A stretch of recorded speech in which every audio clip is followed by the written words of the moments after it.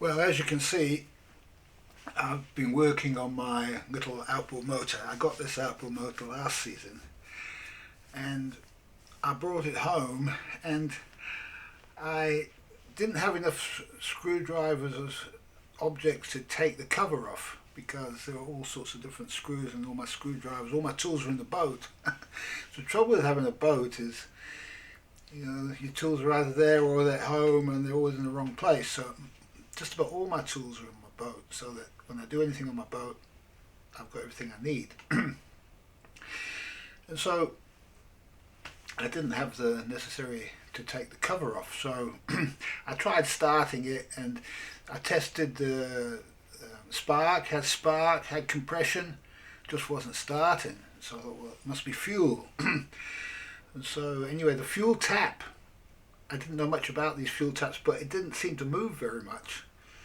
I thought, well, maybe there's nothing coming through, or maybe I can bypass the tap or something, we'll just see.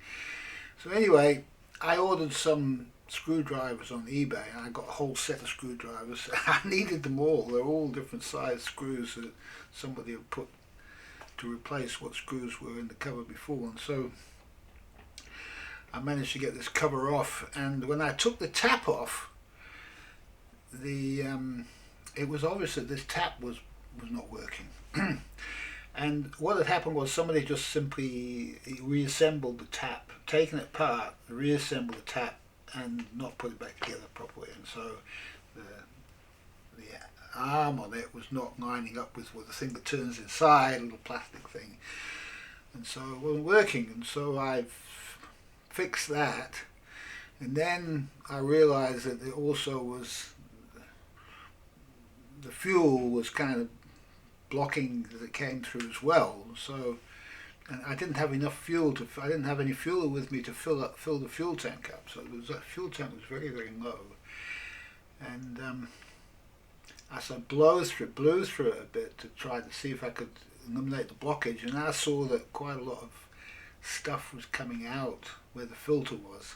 So the filter, obviously pretty old, probably not doing the job anymore, it's probably broken down, letting sediment comes through. And so I got rid of the filter, cleaned the pipes out, and I ordered a filter on eBay, so that's coming. And I thought, well, I'll go and have a look, see in the shed if I've got any fuel. And there is no fuel, there's no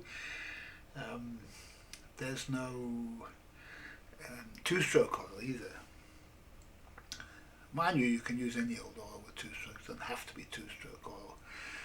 But then I don't like to use this fuel that's got, around here you can only buy this fuel that's got alcohol in it, which you shouldn't really put in these old motors. It's not good for boat motors. And so I know that I got fuel in the boat, so I thought, this has got to be the problem. It can't be anything else. The person was trying to fix it and never managed to get it fixed. And so that's why the engine was sold, found its way to me.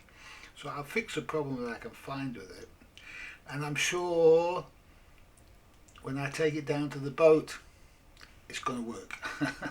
Can't guarantee that, but it's pretty well 90% certain that it's going to work. Or if it won't work, it's something I can easily fix when I went down there. And it's easier to test and start it on the boat because at least there's somewhere I can put it to pull to hang it and pull the cord from. So yeah, hopefully that job's done, and that's the only thing that I really need to sort out here at home before I go down to my boat and start messing around with it. And I'm hoping to do that when the weather warms up, hopefully one weekend, just to put that little outboard in back of the car, take the tools that I'm missing to fix the steering up, because the steering has a socket missing. You only need to be missing one tool and you can't do a job. So I had my socket set, my big socket set was here at home, so I've got to take my big socket set down there, work out what socket it needs on the steering, and make sure I leave that socket on the boat so I can do that job if it ever comes up again.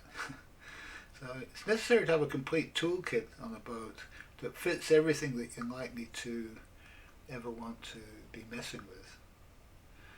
And one learns this the hard way by finding out when one has a tool missing, and then it's necessary to replace that tool. So, and all the other stuff for servicing outboards is there. I have the special oil for the gearbox and the leg and that, and so I can probably service that at the same time.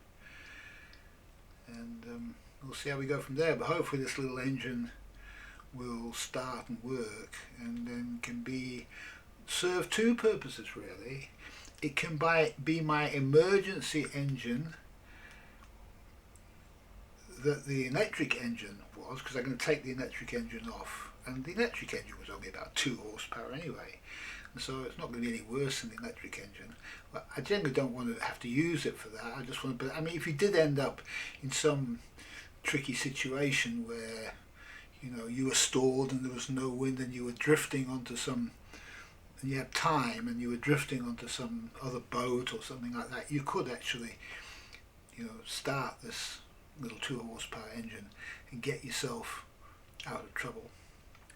So it's useful for that, and it's also useful for the dinghy if I want to take the dinghy somewhere that's the conditions a bit stronger. I want to go further than I would normally go on an electric engine. But I do have plans to put a solar panel on the back of the dinghy also, so that I can increase the range of my electric engine, which was doing a good job in under normal conditions. The electric engine is really convenient.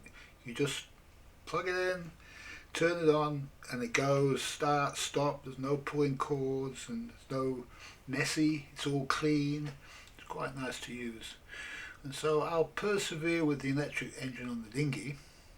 I also have changed the system now, so if I feel like it, I can put a big battery in the dinghy as well. So if I want to have more dinghy range, I can put that big battery under the seat in the dinghy and connect my small battery to that one, and so I have, with the solar panel attached, it can then be topping up and maintaining that supply. So that's the idea. Next season is to use the battery that I had actually used for the big motor for the dinghy, and whilst I'm on passage, for things like the auto helm and those sorts of objects that require a little bit more electricity. Okay, well, here's another little sailing video for you, so thanks for watching and happy sailing 2024.